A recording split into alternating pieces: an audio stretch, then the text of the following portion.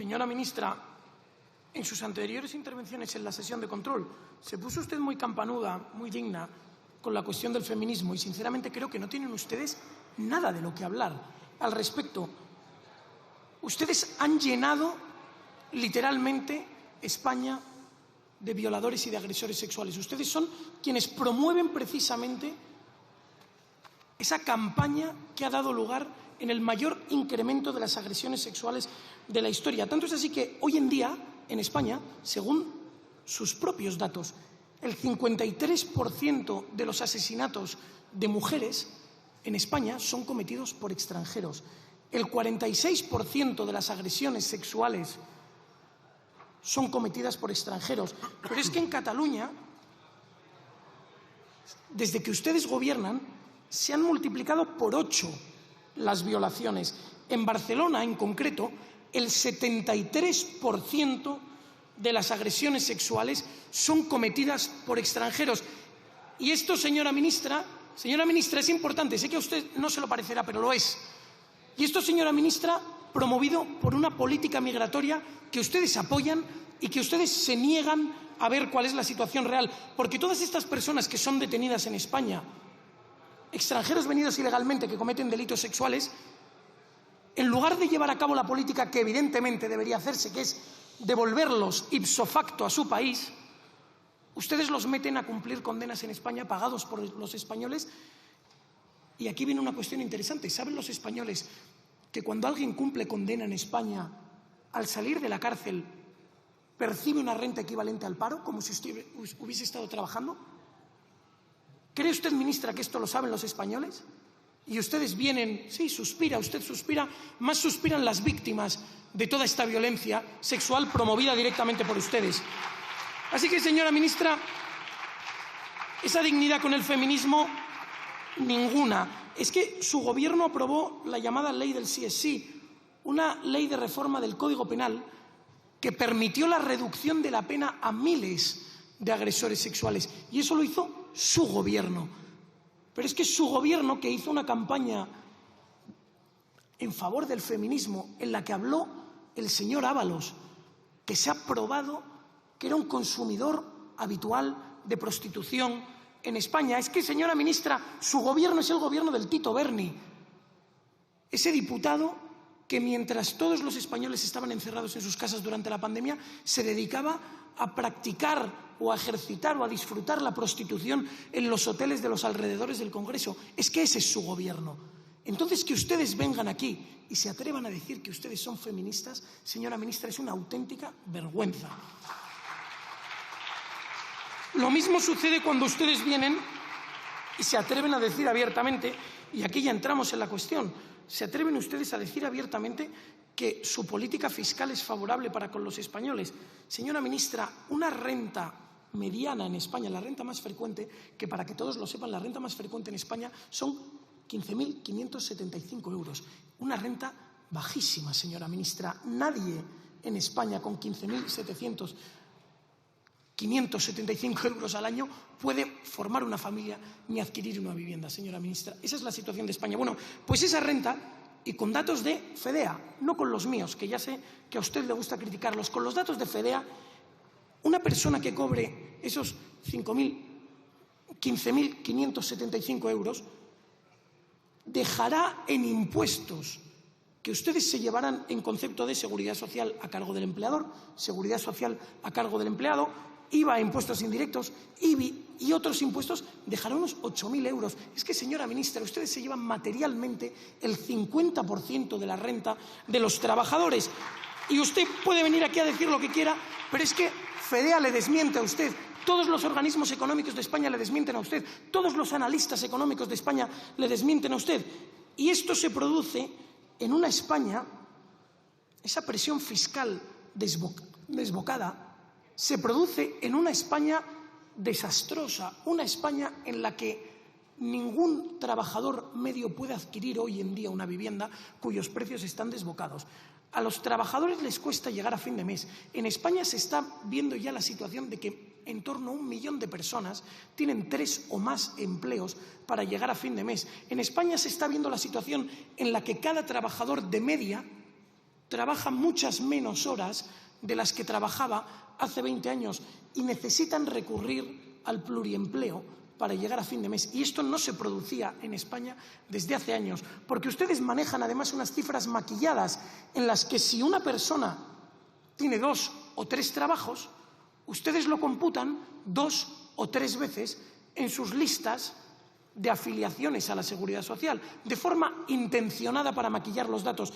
Entonces ustedes saquean a los españoles y les exprimen con unos impuestos desbocados en una España en la que cada vez hay más miseria. Y mientras tanto ustedes no aflojan.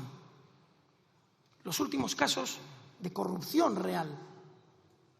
Vemos que la agencia tributaria ve anuladas el 50% de las sanciones que son impugnadas. Piénsenlo quienes estén en sus casas. Cada vez que llega sanciones de la agencia tributaria, que son infinitas, pues bien, el 50% de aquellas que son recurridas en los tribunales son anuladas. Es una salvajada. Piensen en todas aquellas que los españoles no recurren, que no recurren por falta de poder adquisitivo, que no recurren por falta de conocimientos, que no recurren simplemente porque no compensan sanciones de 50 euros acogidas al pronto pago y que ustedes ejercen de forma coactiva esa recaudación. Y hemos visto esta práctica, que es una práctica realmente coactiva, es una práctica de auténtica corrupción sistematizada, que empezó, por cierto, con el señor Montoro, ministro del Partido Popular. Vemos que en este contexto, al que han llamado como su número 3, miembro del Tribunal Económico Administrativo Central, el organismo que revisa precisamente esas sanciones fiscales, estaba cobrando mordidas para anular resoluciones tributarias. Es que esta es la situación en la que nos encontramos, señora ministra, porque esta corrupción, que tiene una parte que está de forma institucionalizada y otra parte la propia corrupción, ese cobrar mordidas, les está a ustedes rebosando y está perjudicando a los españoles, que son en definitiva quienes con estos impuestos desbocados pagan la situación. Usted, señora ministra, está rodeada de corrupción en el Gobierno y, sin embargo, no hace nada para evitarlo. Usted ha tenido a un secretario de organización del Partido Socialista y ministro de Fomento que se ha acreditado que estaba pringado en los casos de corrupción y en amañar adjudicaciones de contratos. El señor Ábalos fue secretario de organización entre el 17 y el 21. Ustedes tenían a ese señor Koldo contratado en un ministerio con sueldo público dedicado a la gestión y administración de esas mordidas. Ustedes tuvieron a ese señor Santos Cerdán, por quien usted, señor ministra, dijo abiertamente: pongo la mano en el fuego, y no se pone a día de hoy ni colorada. Pongo la mano en el fuego por el señor Santos Cerdán.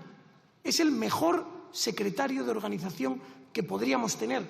Y aquí lo tenemos pringado hasta las cejas en corrupción. Es que cuando cesaron al señor Ábalos como ministro, usted, señora ministra, se puso en pie y aplaudió hasta hacerse daño en las manos. Aplaudían al señor Ábalos, toda la bancada socialista, a ese señor Ábalos que estaba pringado en prostitución, en corrupción, en amaño de contratos públicos.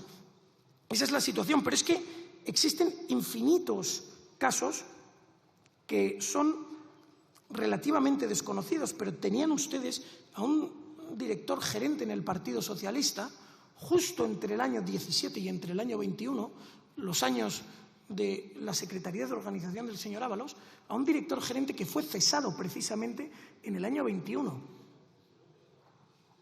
¿Cae usted en la cuenta, señora ministra?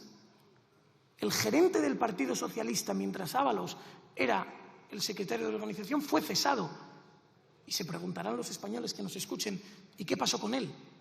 Le colocaron en una empresa pública, nada más y nada menos que en la Empresa Nacional del Uranio. ¿Que quién controla esa empresa? La SEPI. ¿Y quién controla la SEPI?